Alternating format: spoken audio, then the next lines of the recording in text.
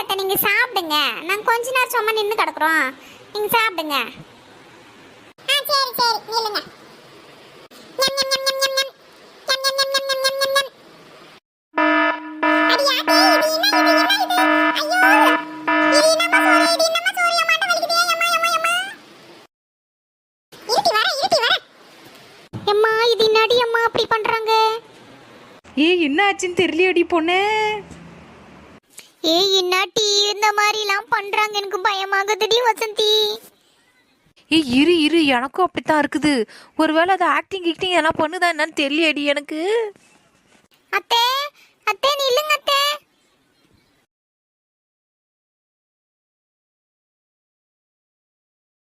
அத்தை அத்தை பாத்ரூம்ல என்ன பண்றீங்க? கதவு திறங்க அத்தை.